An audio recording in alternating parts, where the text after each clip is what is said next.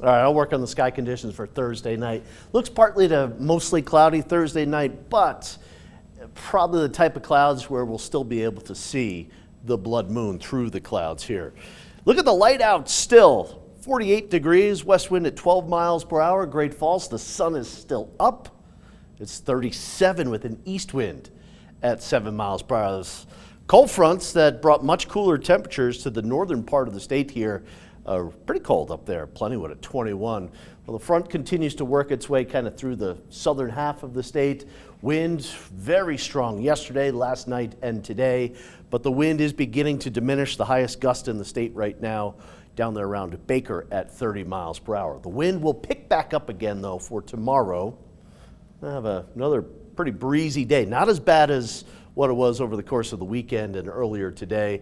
And then Wednesday also another period of pretty strong southwest winds. Now the red flag warning has been allowed to expire there, but still extreme southeast Montana down there, Baker and Ekalaka, right just east of Broadus, still have that red flag warning going for about another 45 minutes or so because of the wind and the low humidity.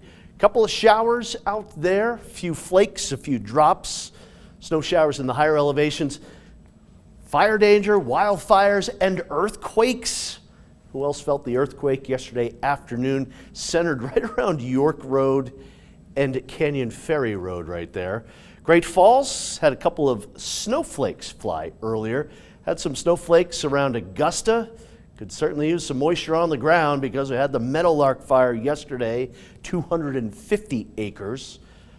A few flakes, a few drops. The showers are drying up here across the central part of the state as the low is moving out across southern Canada. Some rain southeast and southwest. All right, tonight's mainly a quiet night. A few places we'll see a few flakes and a few drops in the next couple of hours, but tomorrow morning, Rogers Pass, Lincoln, up there on the Rocky Mountain front, out around Ovando, Sealy Swan, a little period of some light snow, Flesher Pass, McDonald Pass, possibly, maybe out around the Little Belts, even parts of Judith Basin County, Fergus County, light little precipitation. I'm just doing my job telling you it's going to lightly rain and snow in those areas. Rest of the day, partly to mostly cloudy. Starting out partly cloudy here on Wednesday. But that system right there might kick off a couple of showers around Helena by the afternoon. Little snow in the mountains tonight into tomorrow morning. And on the divide west of Helena, and then a little more snow Wednesday night and Thursday, mainly in the mountains here. Here's the forecast for tonight. Temperatures in the 20s and the 30s, so not falling that much more, not getting that much colder than where we are right now. Here's the forecast for tomorrow, Tuesday. A little of that light snow on the divide west of Helena. The big belts, Wolf Creek out there over the little belts could have a little light snow in the morning hours.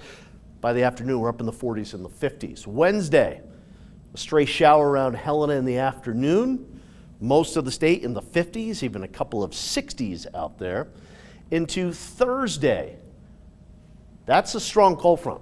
That will bring a big drop in temperatures and also the possibility of some snow squalls, bursts of heavier snow with wind. So 50s and 60s for highs, but we're falling into the 40s and the 30s by Thursday evening.